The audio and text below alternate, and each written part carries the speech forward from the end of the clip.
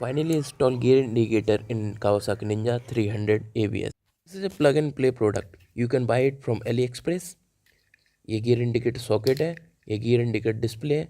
चलिए आइए इसको इंस्टॉल करते हैं। सीट के नीचे आपको गियर सॉकेट मिलेगा, उसको प्लग आउट कर लें।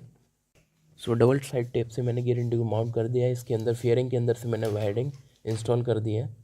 यहाँ से इस कपलर को इस सॉकेट में लगाना है। यू कैन सी मैंने इसको अच्छी तरीके से केबल टाई से लॉक कर दिया है, जिससे ये लूज़ ना हो। चलिए हम इसको राइट करके 1 बाय 1 गियर चेक करते हैं। So finally we installed it and it's look amazing. Numbering show 1 to 6. Let's start Kawasaki. Exaggerated, that's what you assume. The story's over now, I must conclude. I am conflicted, watching where I step still.